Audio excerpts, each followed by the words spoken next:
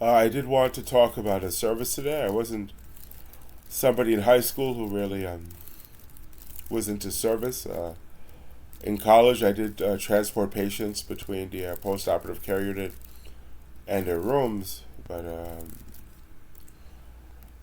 since that day, I cried out to Swami for help in London.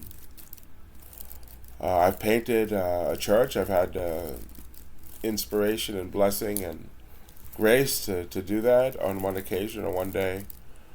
I've cleaned a stupa on one day at the Buddhist temple in Poolsville. I did qualify for that peace vigil after about 100 trips, accumulating 10,000 seven-line prayer. And I did clean a stupa one day.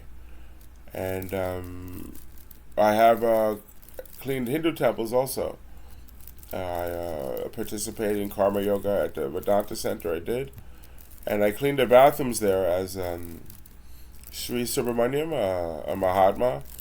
I do call deities, I call people, beings like me, Mahatmas, and beings like my father, Lord Shiva, Paramatma. So I did say that I read in the Bible that it says Jesus went to heaven and sat next to God on his throne, and Jesus was Paramatma. Jesus does not sit next to God on his throne. I had a vision of God's throne, and I sit next to God on his throne. I'm Sri Subramaniam, Saint Michael in the Abrahamic traditions. Today I know only my father. Only. I'm diabetic. I became diabetic at 23. Well, my lungs are in very bad shape after becoming addicted to nicotine. When my mom died, I had accumulated about 10 months of no meat, no alcohol, no eggs, but Diet Coke and soda. One day, I was desperate for the opportunity to serve, and I thought maybe I could make some cookies for the fire department and humbly offer to them. And they had eggs in it, and I ate them. They were not very good cookies. Maybe it's the thought that counts. So I had 10 more months after my mom passed away. But I don't go to recovery. There are a lot of politics played in AA clubs, and I had to swear off the AA clubs, and it hurts, but it's what the reality of the situation is. But I have attended Bible study, and somebody who made it into Bible study. I got a little ill reading the Bible, so I stopped. But one is supposed to only follow one God. You can't follow two different masters. So, but at the same time, Jesus is part of the work of the body of the work of Satya Sai Baba. I do establish him in Swami. Satya Sai Baba is the same avatar of Lord Shiva. So Jesus is part of the Satya Sai avatar. So I can read the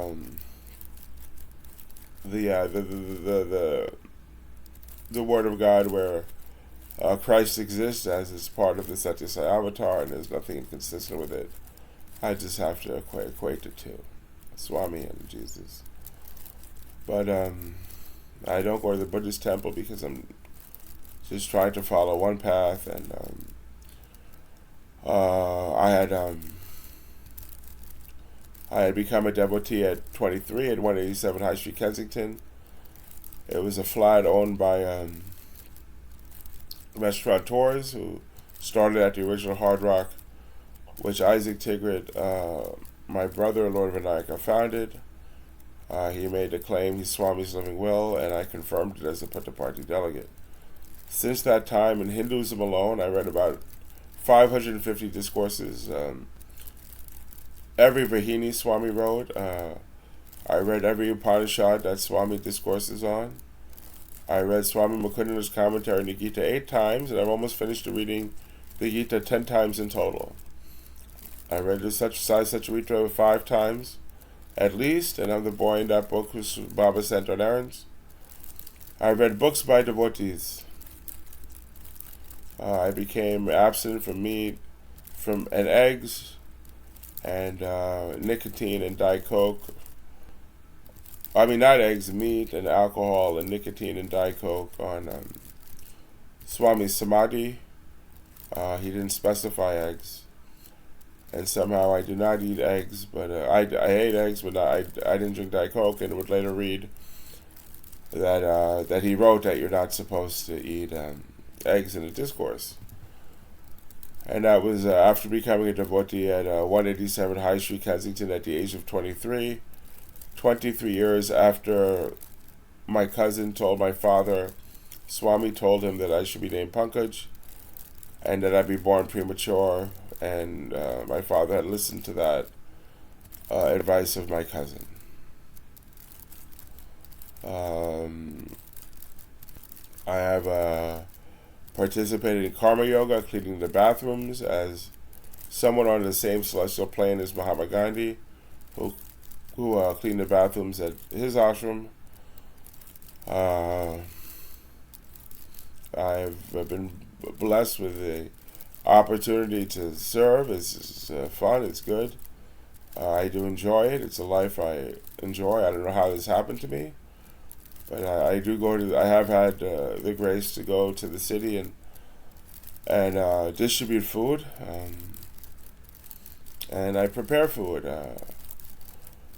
I do have a journal of offerings. I have, I think, 200 offerings or 199 in that journal, and I look at it from time to time, and it makes me feel good. I think of Schindler's List, and I think of that journal. I don't have a car. My car broke down. It's hard to get one. My dad's 84. I don't know anybody. Things are very hard. Functioning isn't that easy. But for a while I was, when I would see a person in need, I would try to buy them a meal from a fast food meal, and I call it a happy meal. A happy meal for people who don't have a lot to be happy about. So this is how I ended up.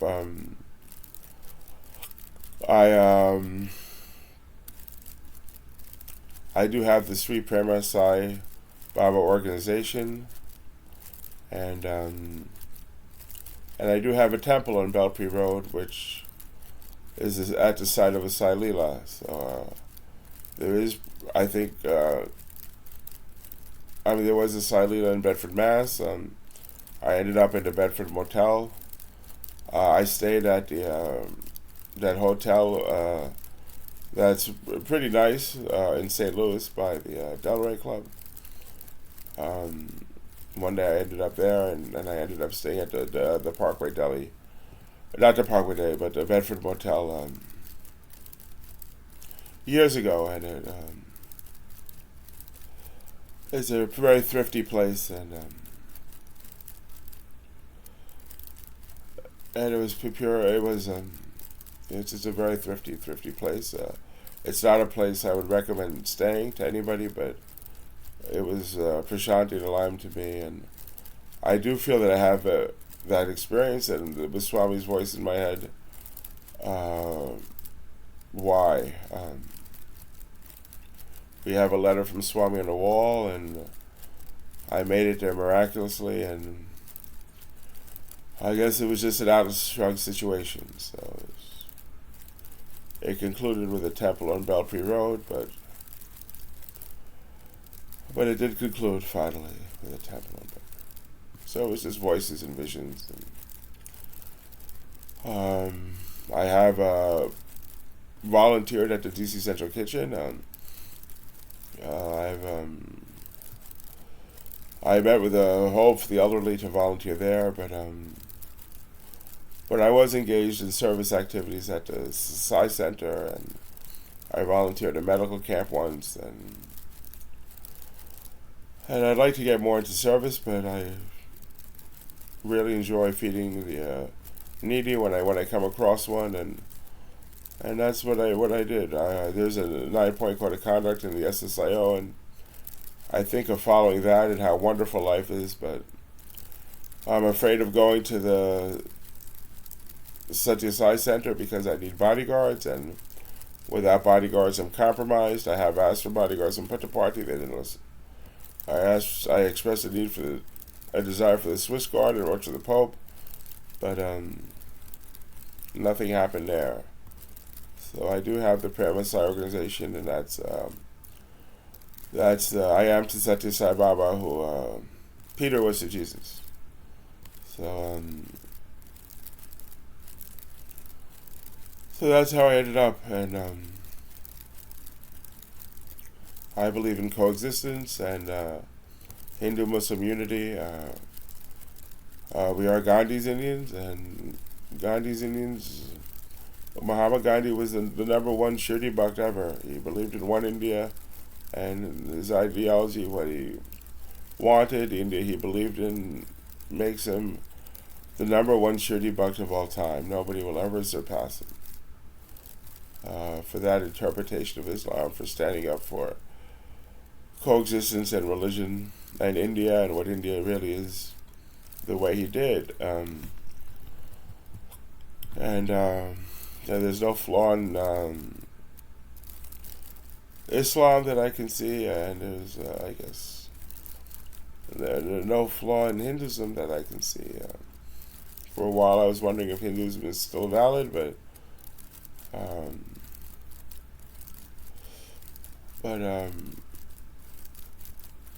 I ruled India as Shah Jahan, and I think I got the Buddhist out because of an Asian Buddha, and I didn't see a flaw in Hinduism then, I feel.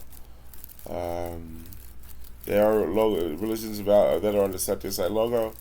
They are valid religions, and I believe in coexistence. So when you sort of feel when you are like that, when you are Mahatma Gandhi's Indian, then I've seen situations like this happen to other people. We had friends. One was a doctor. She had gotten harassed at the VA or discriminated against and filed a lawsuit. The husband was at IBM. He was the son of a diplomat, and they ended up opening a kiosk at the mall serving Mexican food. So there were, I guess, what the reality of life is in this age, where when you believe in coexistence. So anyway.